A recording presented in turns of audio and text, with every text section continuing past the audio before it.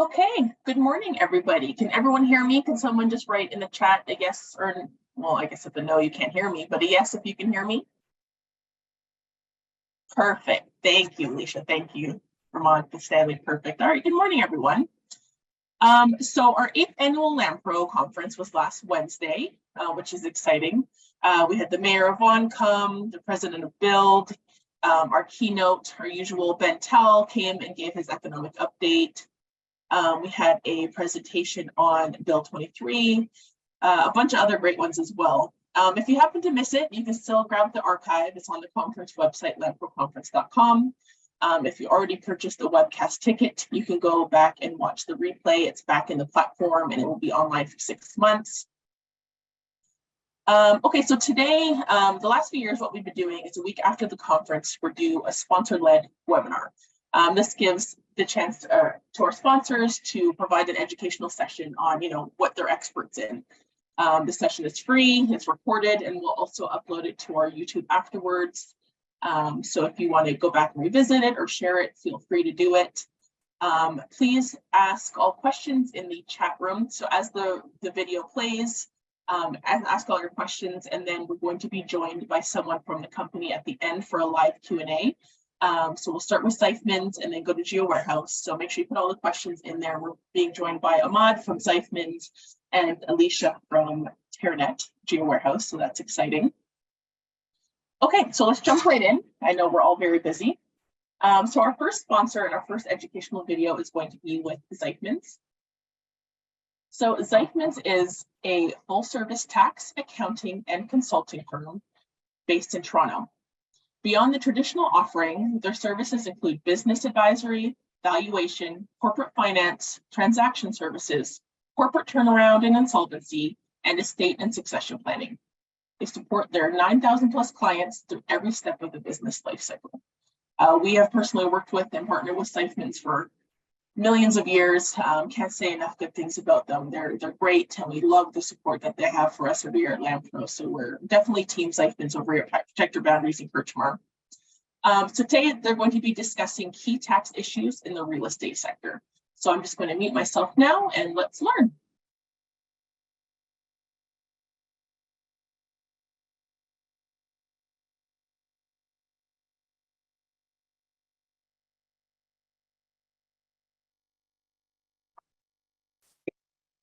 With and learning from the leaders in the real estate industry. Many thanks to Kirchmar and Protect Your Boundaries team for putting together an excellent event again this year.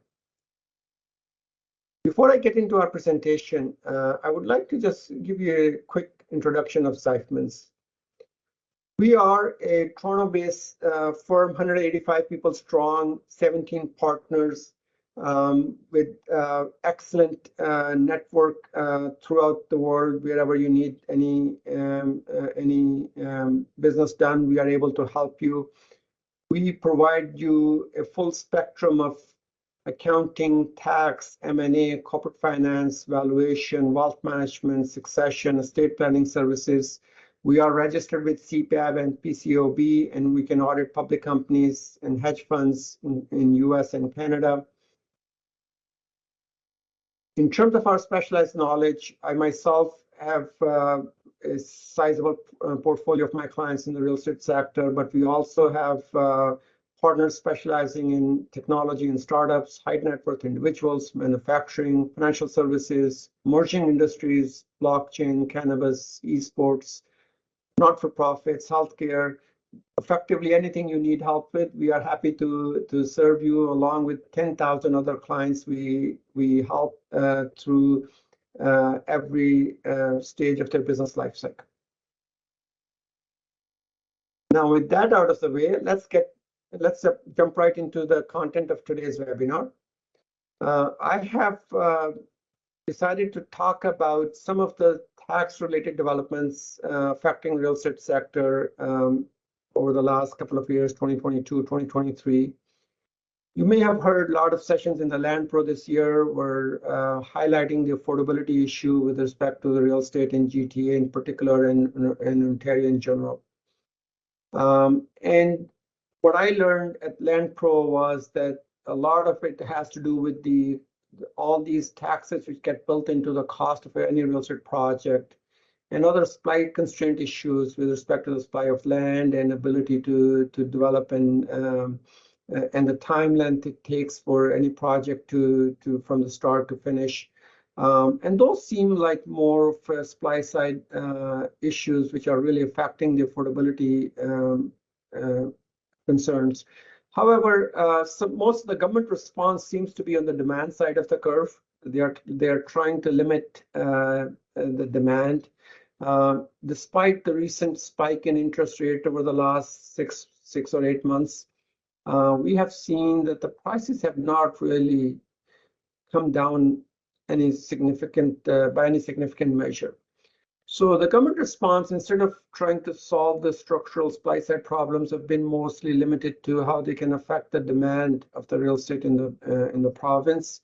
So I would like to go over various measures which have been introduced over the last year and a half, and you'll see a consistent theme that most of these measures do talk about affecting the demand side of the equation.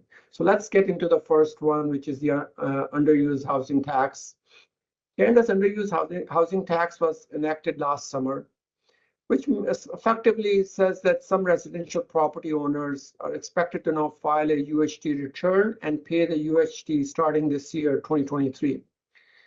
The UHT affects certain owners of residential housing which government deems to be vacant or underused. It is calculated at the 1% of the taxable value of the property. And the taxable value of the property is greater of the assessed value established by the property tax authorities, your municipal property tax value, and the most recent sale price on or before December 31st of the calendar year for which you're filing the UHT return. Those who are affected by UHT must file an annual return and pay the UHT by April 30th of the following year. So the 2022 returns are due by April 30th of 2023. Properties which are subject to UHT include semi-detached and detached homes, residential condominiums, and any other residential dwelling which is owned as a separate unit. It is very important to note that the owners with multiple residential properties must file a separate 8-page form for each property, which can be cumbersome. There are some exemptions for UHT. For an individual who is a Canadian citizen or permanent resident is exempt from UHT. A publicly traded corporation which was incorporated in Canada, a registered charity, an Indigenous governing body, cooperative housing corporation, a municipal organization, or any other government body or public institution. These entities are exempt from UHT. You may be subject to filing UHT return. There are further exceptions for the affected owners, which means that you may be subject to the filing requirement. You may not have to pay tax. For example, if your property was not vacant for 180 days in a calendar year, provided a qualified occupant occupies the dwelling, or if the tenants are not able to live in your property year-round, or it's a seasonal property, it's not accessible in certain season, or if the residential property is your primary residence, or primary residence of your spouse or your common law partner or your child, or the property was uninhabitable due to a hazardous condition for at least 60 consecutive days. So these are a bunch of exceptions which are effectively dealing with the inability to occupy the premises, or if it was a principal residence for you. If you are affected owner under UHT and you don't meet any of these exemptions, then you must file a UHT return and you pay the UHT tax at 1% of the taxable value. A non-compliance with respect to UHT can be subject to significant penalties. A $5,000 penalty minimum for individuals, or a $10,000 penalty in case of corporation. And penalties can even get significantly greater depending upon the value of the property or if the UHT return is filed late. And if you own multiple properties, you can be subject to even greater fines. So it's really important that we are familiar with the UHT rules. And if you are subject to UHT filing, please make sure that you are complying with that regulation now. Now, the next item I want to talk about is the vacant home tax or vacant unit tax. UHT is a federal tax, but it's not the only vacancy tax of its kind in Canada. BC has a speculation and vacancy tax. Municipalities of Vancouver, Toronto, and Ottawa has their own empty home or vacancy tax. The federal UHT targets non-Canadian. The municipal taxes, however, apply to everybody. There is no exception or exemption specific to Canadians. And not only that there are indications that other municipalities are considering the introduction of a similar tax, such as Hamilton. There is a proposal to implement that starting 2024. Peel, Hamilton, York, Windsor, Durham, all of these regions are looking at the vacancy tax and hoping to implement a form of it. So it's not going to go away anytime soon. Sorry, I got the wrong slide. In terms of the vacant home tax, it specifically applies to all owners of residential property located in Toronto. The vacant unit tax applies to residential property located in Ottawa. I'm trying to limit my conversation today to municipalities in Ontario. So I would not talk in detail about the BC side of the picture. Any person or entity holding a residential property in Toronto or Ottawa must make one of these declarations per property. There is no exemption, as I said, with respect to the filing requirement, similar to UHT. For vacant home tax, every resident in affected municipalities must file that declaration. And one of the consequences of this kind of scope is that any Canadian citizens who might be living abroad may be required to pay the vacant home tax. The amount of tax will be calculated as a function of the value of the vacant property, similar to UHT. A residential property may be considered vacant if it has no person living in it for at least 6 months of the year for which you're filing the return. The taxes apply effective January 1st, 2022, and first filing is due in 2023. The exemptions to vacant home tax or vacant unit tax are similar to UHT, that the tax won't apply if the vacancy is due to the safety concerns, renovations, or death of the previous owner. So there are some exemptions, but in terms of the compliance, everybody must file the return. The taxes will be implemented as part of the existing property tax system, with any taxes owing being charged on the normal property tax statement for the property. So it's important that you are aware of the filing requirement. And again, there are some penalties with respect to non-compliance. We want to make sure that we are aware of these new changes and complying with them. If you need help with any of these changes or upcoming changes, you can always reach out to your trusted Zypman advisor. Now, on my next slide, I'm talking about the foreign buyer tax or non-resident speculation tax. Again, BC and Ontario have different names for the tax, but the intent is the same. They're trying to tax any non-Canadian or non-resident buying property in Ontario or BC. Ontario non-resident tax is 25%, while BC foreign buyers must pay 20% tax. Now, just to give you an idea, when Ontario implemented this tax, originally it was set at 15% of the transaction value and only applied to the residential property located in Golden Horseshoe region. Effective March 30, 2022, they increased the rate from 15% to 20%, and it was made effective province-wide. And then again in October 2022, the Ontario tax was raised to 25%.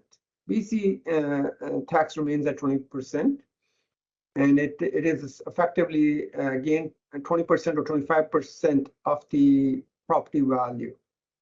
Both provinces have exemptions or rebates to help foreign buyers get some of this tax back if they meet certain criteria. For example, foreign nationals who become permanent resident of Canada within 4 years of purchase, or international students who is enrolled in an approved Canadian institution for at least 2 years following the date of purchase, or foreign nationals who are working in Ontario, foreign national who legally works full-time in Ontario for a continuous period of 1 year following the date of purchase.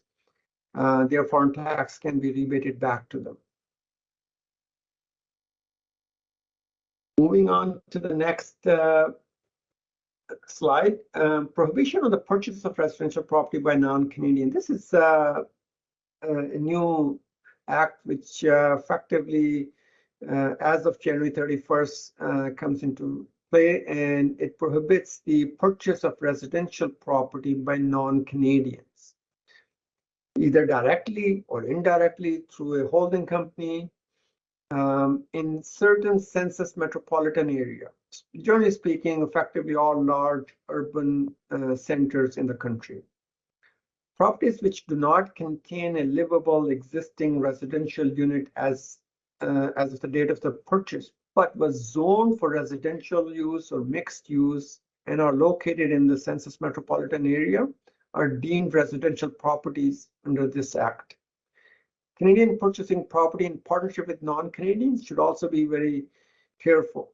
The extent of involvement of a non-Canadian in any transaction in partnership with a Canadian purchaser is very, it can catch a very little ownership interest by non-Canadian.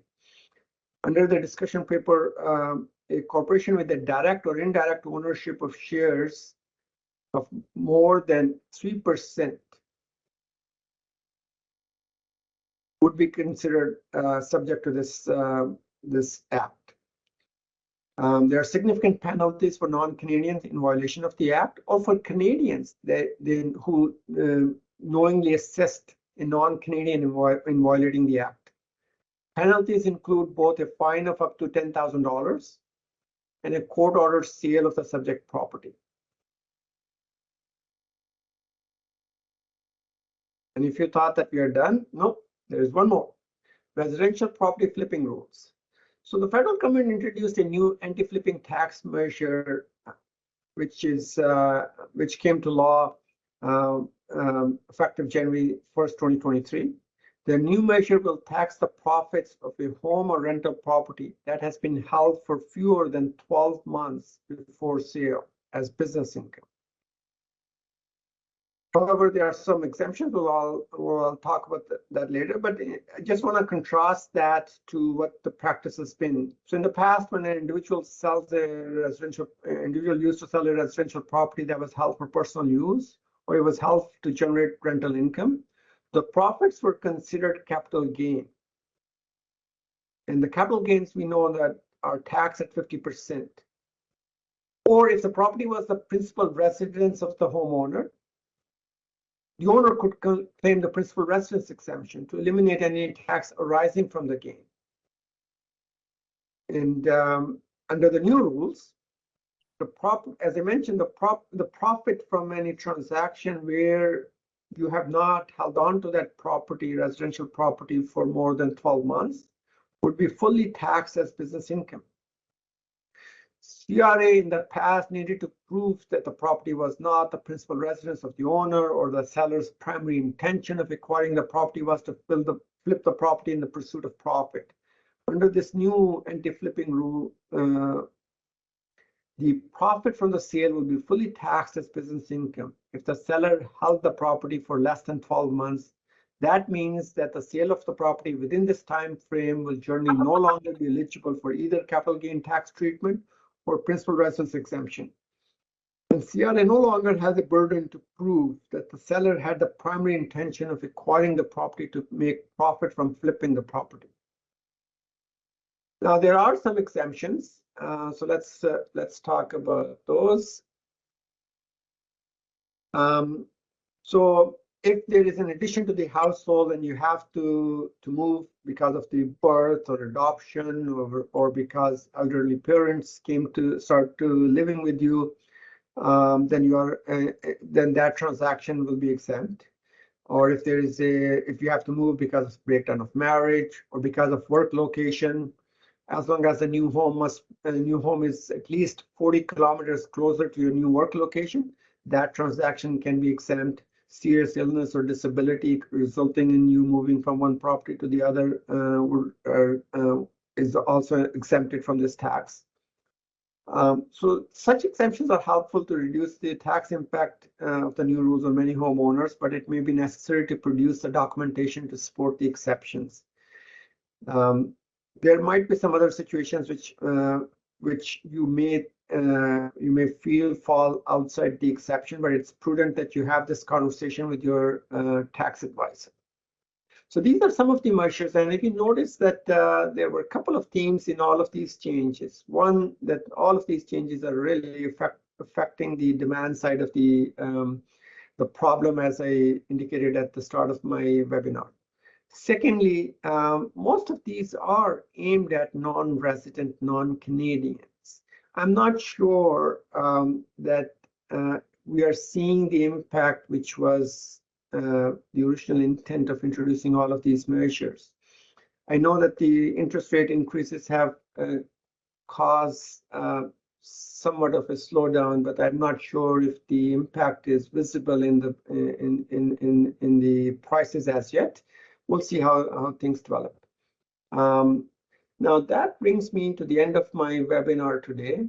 If you have any questions about any of the content I shared with you today, or if you have any other question with respect to your potential real estate development project in Ontario, we are very happy to hear from you, and please do not hesitate to reach out to us. I have included my contact information at the end of this webinar, and you can note the contact information, my email address, my direct phone number, and I'm very happy to have a chat with you.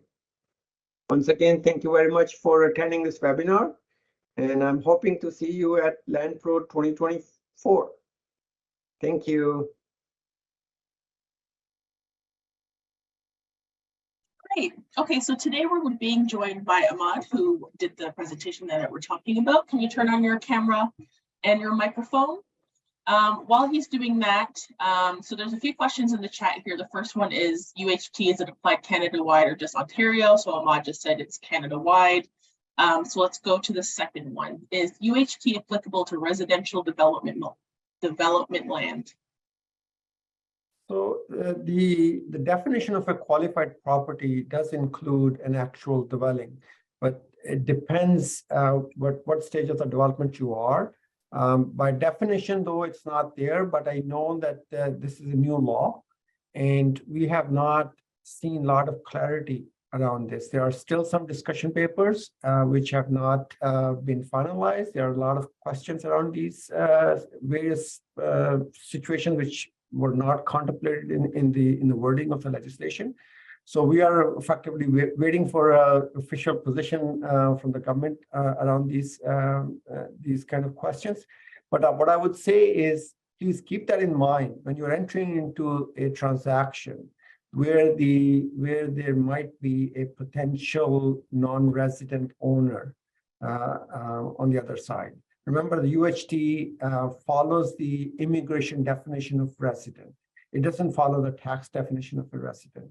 So if you're a Canadian owner and Canadian resident from an immigration standpoint, you're exempt. That's fine. But if you have a foreign partner in that development, then we may have to dig a little bit deeper. Okay, so would the new ban on the purchase of residential properties by non-Canadians impact commercial real estate projects? It can actually, because the ban wording is fairly comprehensive. And any land which is zoned residential is included in the wording.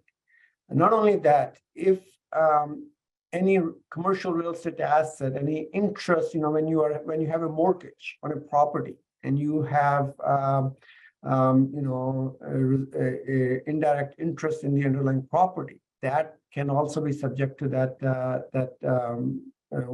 legislation. And for the 2-year period when this ban is effective, there is a prohibition of foreign non-Canadian to own that particular piece of property. Another example would be a U.S. company expanding into Canada. It's a commercial enterprise, and they acquire a farmland which is zoned either residential or mixed use to build their office. Well, that would be considered a subject property, and that transaction would be subject to the ban. So even though it was contemplated as a ban on residential property, the legislation in effect captures a lot more than that.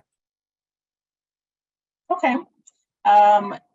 Someone wrote, if the buyers are on a work permit and working towards their permanent residency, can they buy, or does the ban still apply? So with respect to which tax, we have clarity, because let me just answer it for UHT and the ban on the residential property ownership.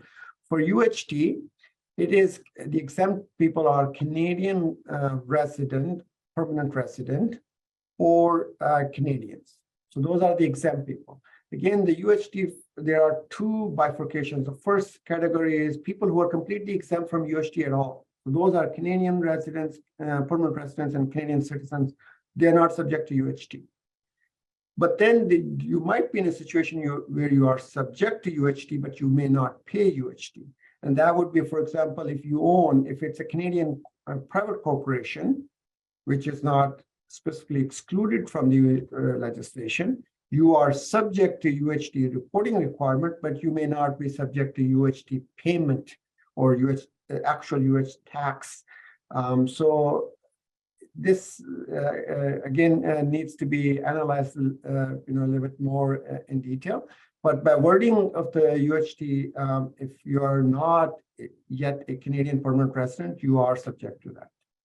On the other hand, for the vacant home tax, there are certain rebates opportunities where you can actually come back after you may be on work permit, you bought the property, you are living here, and if you stay here for 5 years, you have already paid the tax, you are able to get that rebate. On the UHT side, however, there is no such rebate. Okay, great. Question from Stephanie. This one is two-part.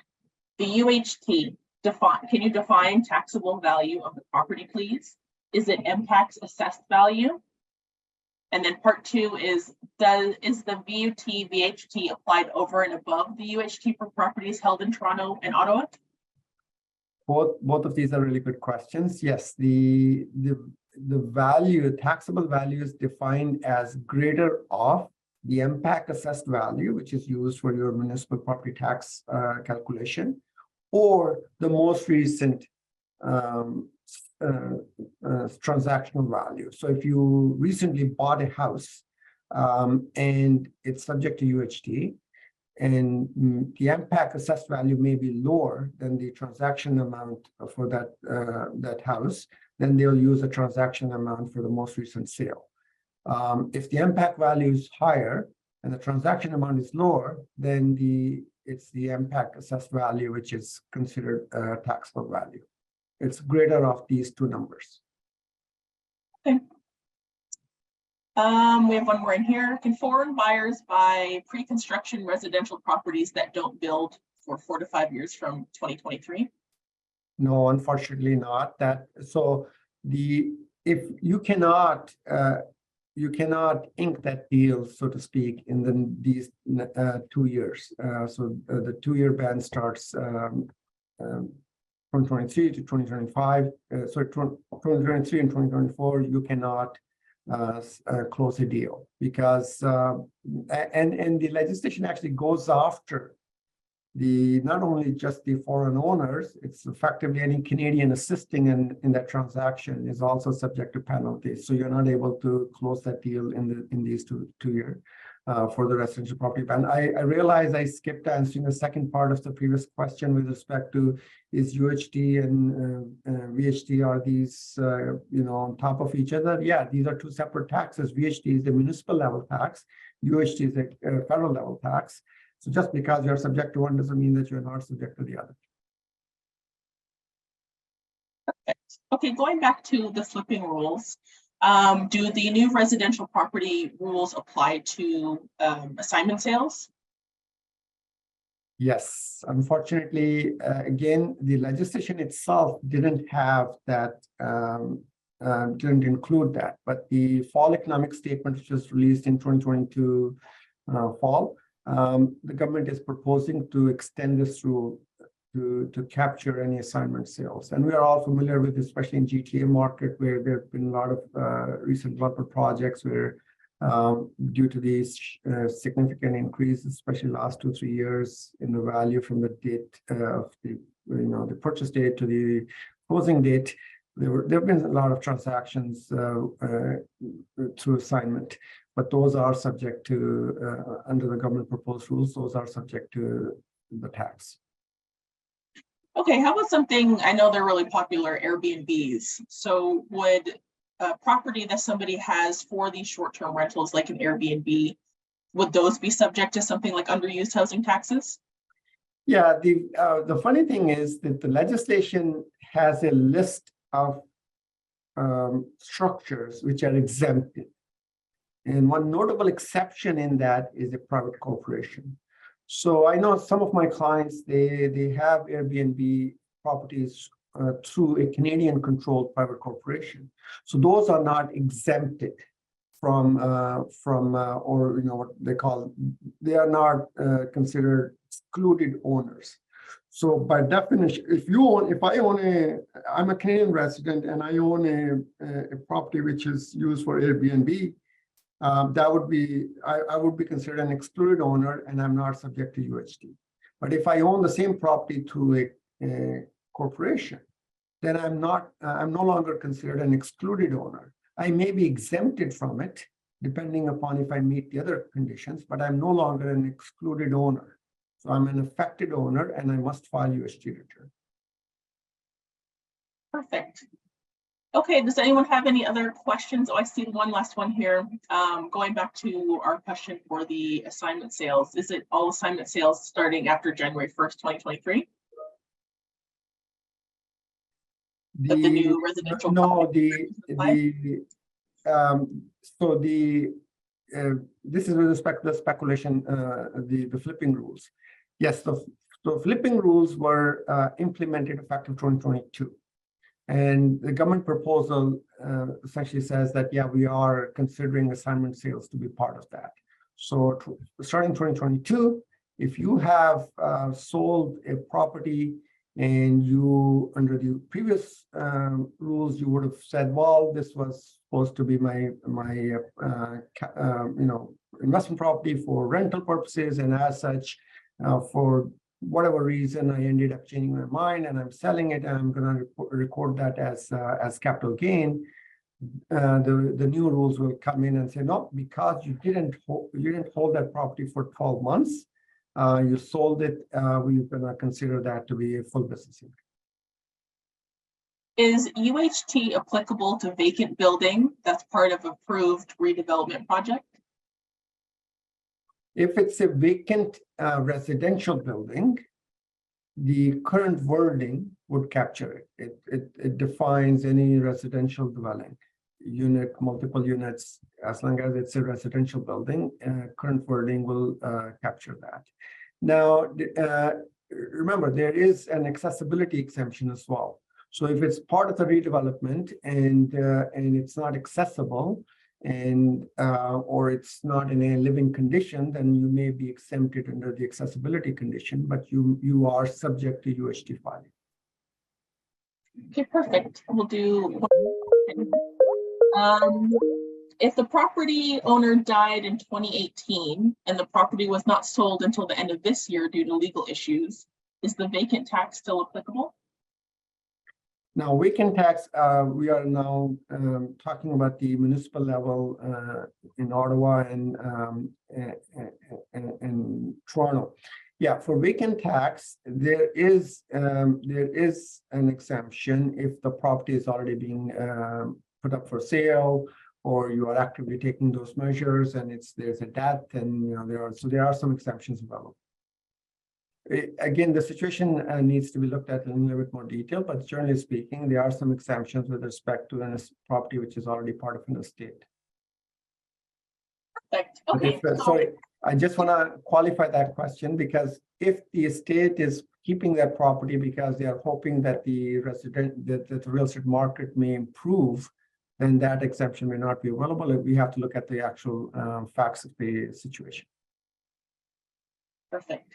Okay, we're going to move on to Terranet. What I'm going to do when I post this on YouTube, everybody, is I'm going to include Ahmad's information again in case you have questions. You can also write them in the chat on YouTube, and I'll get Ahmad and our next guest, GeoWarehouse, to go through and reply to them as well. Thank you very much for coming, and let's move on now to GeoWarehouse. So GeoWarehouse is a web-based centralized property information source that provides state-of-the-art mapping and research tools, as well as professional reports. GeoWarehouse services real estate and non-real estate professionals across Ontario. Today, they're going to be discussing how to use GeoWarehouse mapping to find property and confirm title information. Hello, my name is Alicia Flores, and I am a customer success representative for Terranet Commercial Solutions. GeoWarehouse is a web-based solution that is a centralized property information source that provides land registry information, state-of-the-art mapping, as well as professional reports. GeoWarehouse services all real estate board members and land professionals in the province of Ontario. In today's session, we're going to learn how to search using the map, how to adjust the map view to obtain a better view of the subject's property, how to request the property report to validate ownership and property details, how to access title documents such as the parcel register, plans, and instrument images, and finally, how to search for comparable sales. When you log into GeoWarehouse, you will notice that at the top of the window, there is an Omni search bar. This allows you to search a property using a municipal address, an owner's name, the PIN number, which is the property identification number.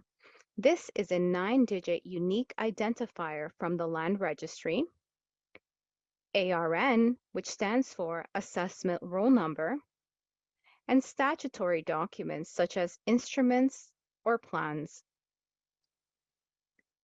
You will also notice that there's a drop-down arrow to the right of all. This allows you to search by lot and concession. You may also use the map to search for a property. You can adjust the map window to the area of interest and choose the property from the map window. To search using the map, you can adjust the map window using the tools available on your device. I am using a desktop with a mouse. However, you may be using a tablet where you use a stylus pen or your finger. Navigate yourself to the area of interest and zoom in. You may use the plus sign at the top right of the map window to zoom in and use the minus sign to zoom out. Once you have zoomed in close to the area of interest, there are a few map tools available that will help you review the property to ensure that you have selected the correct property you are interested in. You will notice at the top right of the window, there are a few different icons, and the two tools that are primarily used are the map layers and the map view. When I choose the map layer, you will notice that it will expand and it will display the legend for the different map lines. For example, green represents ownership lines. When I choose the third icon, this represents the map view option, and it allows you to change the map view. The default is the standard road map view. And if you want to take a look at the area using the aerial view, you can choose the second option. This will display the aerial imagery which comes from Google. Google provides two different views. One is the bird's eye view, if the checkbox is available. If you wish to view Google standard imagery, you simply remove the check mark from the box, and the map will adjust depending on the area. The third option that is available is the enhanced aerial view. When you choose that option, you will notice the view changes. This imagery is provided by a company called First Space Solutions. This option is really nice because First Space Solution typically takes their imagery at a time of year when there are no leaves on trees.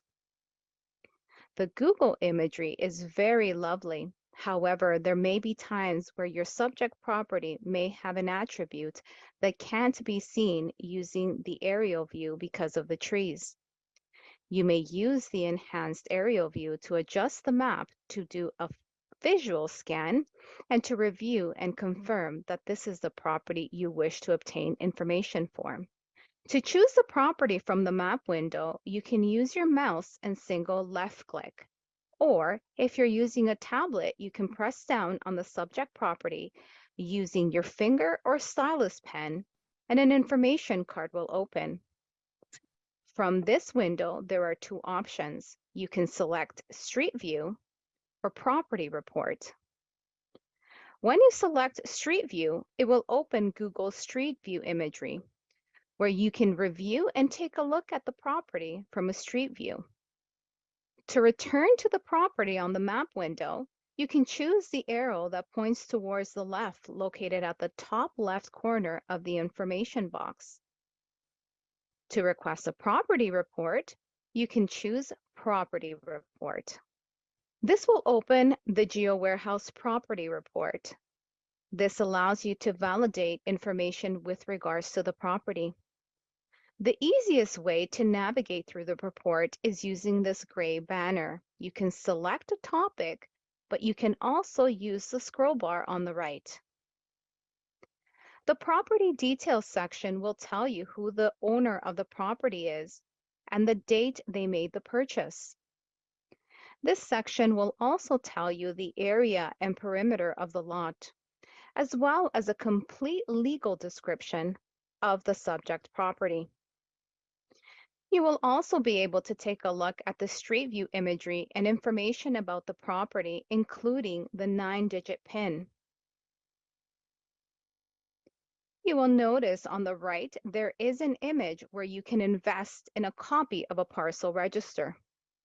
When you choose this image, it will open a window that will take you to the GeoWarehouse store, where you can invest in an official Ontario record of ownership, and this will tell you all liens and encumbrances that are registered against the property. This will display all active mortgages, any liens, anything that affects the equity on the property or the land use. This is the official record from the land registry.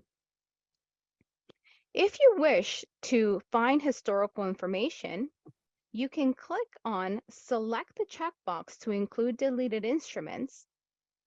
If you wish to only obtain information on current status of the property, then you do not select this box. You can simply click on Add Product to Cart or Quick Checkout to finalize the order. In this section, you will see the aerial imagery as well as the map view imagery. It will tell you the area and the perimeter of the lot, as well as the measurement of every angle of the property. This one has a number of angles as it looks like there may have been changes through the history of the property. If you're going to be looking at comparables, what you may want to do is make a note of the area, as this can help you when you are looking for comparable sales. Another measuring tool you can use is the manual measuring tool, which is available by clicking on the square with the 4 arrows. You can zoom in by using the plus sign, which is located at the top right corner of the screen, or you can zoom out by using the minus sign, which is located at the top right corner of the screen. You can do a manual measurement of any attribute within the property. You simply click on Measure at the top left corner of the window, and then you can place points anywhere on the map.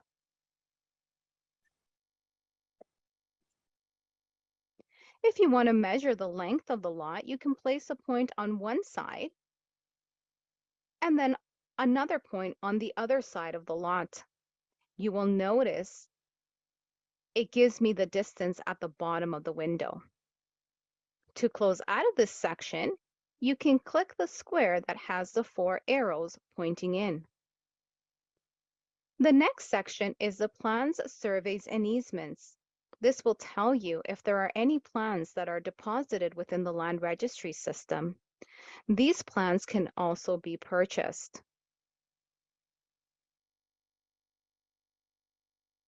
Within this section, we also have an easement indicator. This is provided by our partner, Protect Your Boundaries. You will be able to see in this section if your subject property may be subject to an easement. Whenever you see that there may be an easement on the property, and if you feel comfortable, you can take a look at statutory documents such as the parcel register, or you can take a look at the plan documents, or you can also take a look at any instruments that may be referenced in the legal description. The acronyms that typically refer to an easement in the legal descriptions are S/T, which means subject to, or T/W, which stands for together with. Oftentimes, you may also see the words subject to an easement. If you want to get more details about this document, you can take a look at it by using the registration number and typing that in the search bar and then clicking on search.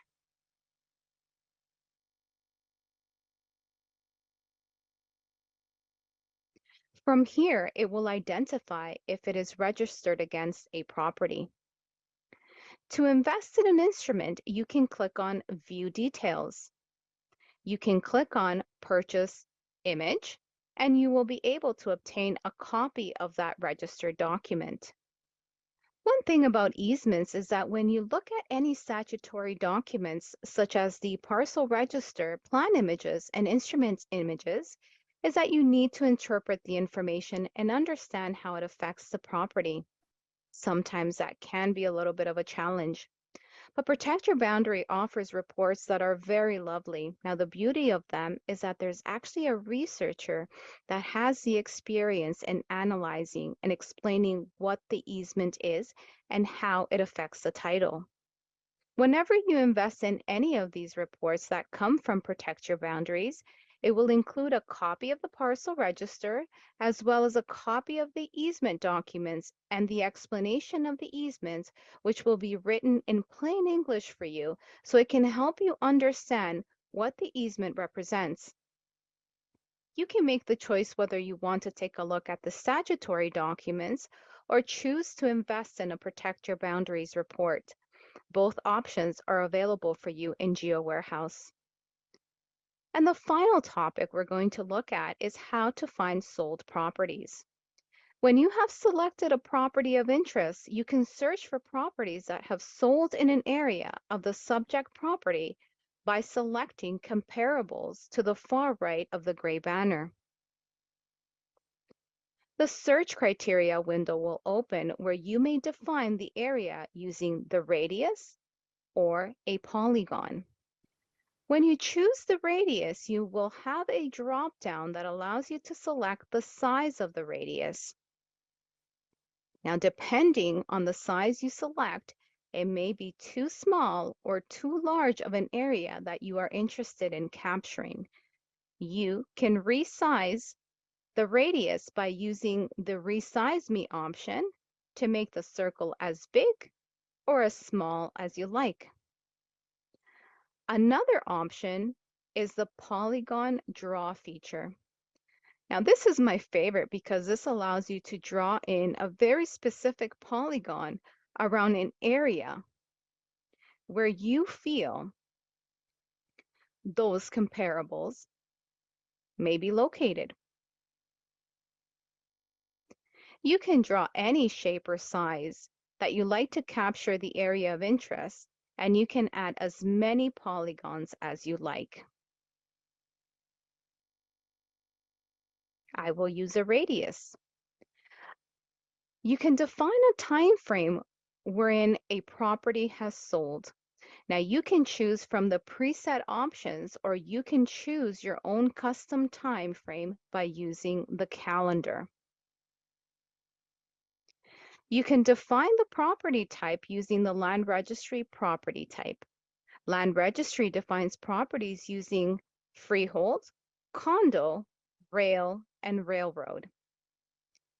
You can also define a price amount by moving the slider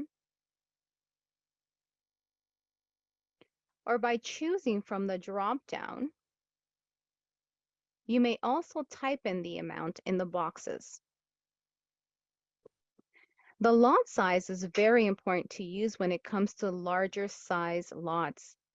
This option is only available for freehold. If you're looking at a property that is a large lot, similar to the one that I was looking at, you can choose the drop-down to define the lot size. I can choose 25 acres, and then I can run it to 100 acres plus. Once you have selected from the drop-down, you can click on Find Comparables. Results will appear on the map window as well as on the list. You can continue to refine your search by adjusting the parameters, and you can choose to refresh your results. You can continue to update information, and you can continue to refine your search until you have a list of properties that you feel are comparable to your subject property. You can review by lot size.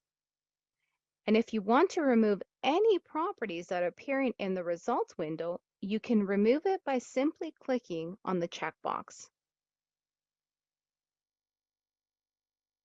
And lastly, you can generate a PDF report by clicking on Print PDF. Thank you for taking time to learn more about GeoWarehouse and how it may help you in your business. If you would like to learn more on how to subscribe to GeoWarehouse, please contact John Singh for more information. Great, thank you. Okay, so like I mentioned, we have Alicia joining us. So if you can, oh, I see you now. We'll go through some questions. If anyone has any questions, feel free to speak up or write them in the chat. The first one I see here is, do we get reports for any type of property, especially commercial high-rise? Okay, thank you. Good morning, everyone. So the land registry database is what's included in GeoWarehouse. So any property that has been registered and deposited within the land registry system in the entire province of Ontario, you'll be able to get the report in GeoWarehouse. So yes. That was going to be one of my questions, is can I search anywhere in Ontario versus just the GTA? That's right. Yeah, so you can select anywhere in the province and then you can do a search and get the property information. Where do you guys get your data from? The information is actually coming from the land registry system. So there's different sources that are available in GeoWarehouse. One of them is the province of Ontario's land registry information system. So the way that that works is anytime a document is filed using the electronic registration system, data is pulled into what is called the Polaris database. So that contains the most current and accurate land information that is available. That is what is included in GeoWarehouse. The aerial views that I also indicated and I went through the demo was we have two providers. One is supplied by Google and the other one is supplied by the First Base Solution. That's for the enhanced aerial imagery. And then of course we have easement information as well that is coming from Protect Your Boundaries.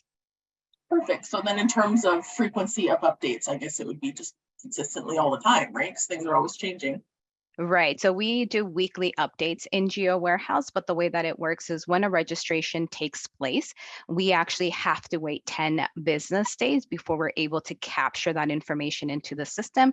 And that's just a ministry requirement on our end. So you're looking at about 2 to 3 weeks before you see that transaction in Geo Warehouse, but weekly we're pulling in new information into the system. Perfect. Okay, so some chat ones. The first one is just pricing. What is the cost of the Geo Warehouse subscription?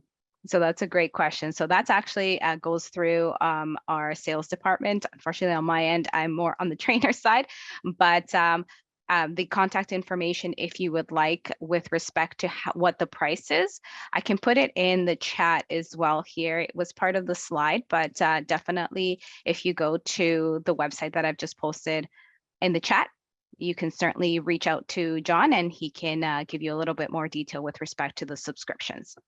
Perfect. Next one here. What is the difference between Geo Warehouse and PureView?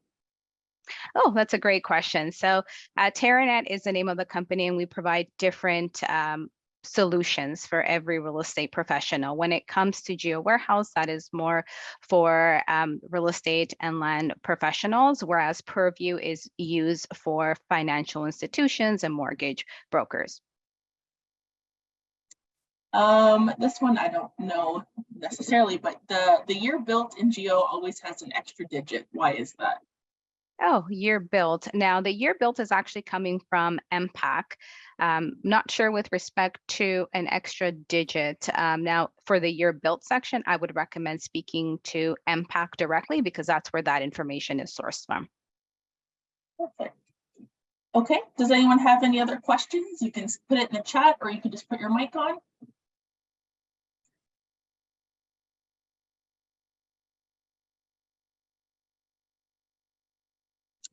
Can I find the roll number and customer number through Geo Warehouse? I'm not too sure what you mean by customer number. Can you John, elaborate? on your mic and explain what you're talking about?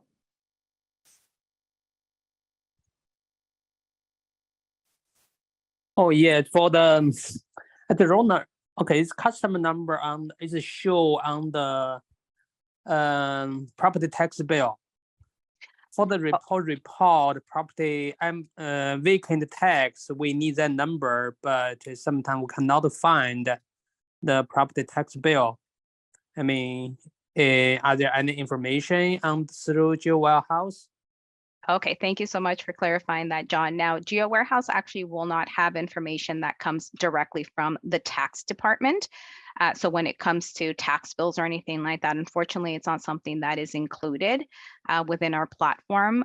So to be able to confirm that, that would still have to go through the tax department. With respect to the roll number, you can use that to be able to find a property in Geo Warehouse. So if you have the 15-digit roll number, then that allows you to be able to get the property report. But with respect to tax bills, that would still be through the tax department. Wonderful. Okay, perfect. I know with Protect Your Boundaries, we work with you guys, Geo Warehouse, a lot on the different projects. And I know a big thing for both of us is due diligence, because that's kind of what we sell and what you sell, right? It's just That's right. making sure you have all the correct information for anything, you know, real estate agents, any land professional, whether you're buying, selling, renovating, whatever your project is. So I think that's kind of the joint vision we have with ours, is just make sure you know everything about your property, you know what you're selling, you know what you're doing, you know what you're buying. So it's really interesting to see all the different avenues and all the different offerings on the website. So you can kind of check everything from how much it was sold to the customer, to lot sizes, to reports. Kind of everything you need is in one hub. Absolutely. And also being able to access land registry records, right? To be able to see what's registered on title, what's affecting that property as well. So absolutely, due diligence is always key for our members. And that's what we're always looking to provide. So yes, absolutely. Perfect. It's always good to double check too. I've heard a lot of stories from real estate agents where they just have documents passed on from sale to sale to sale. And then, you know, eventually sometimes things are obviously, certain things are facts, but some things change, or, you know, something's not as accurate. It's always better just to double check before you put anything in legal paperwork, right? Absolutely. And that's the thing, right? Sometimes depending on the portal, because with Geo Warehouse, you're getting the full picture, you're being able to see all records that have been deposited within the land registry. You can have that assurance that you're being able to capture all properties. Perfect. And then I have one here. In looking for comparable sales, you may only be able to go back 1 year. So no, so actually we have presets where you can do, I just use one here as an example in the demo, but you can go as far back as you like. There's actually a calendar that you can also select, and you can use the directional arrows, and you can go as far back as you like. Perfect. Okay, wonderful. Thank you so much, Alicia, for joining us and for sharing your Pleasure. wisdom. Thank you, everyone. I appreciate it. Thank you, everyone. So as mentioned, this recording will be available on our YouTube channel probably later on today. We're going to edit it out and upload it. So I'll also put contact information and kind of the questions we went over just in case you wanted to just fast forward to a certain point. Thank you again to all of our sponsors for our LandPRO conference. We love you all, and stay tuned for a save the date email for our 2024 conference for next year. All right, thank you, everybody. Have a great day.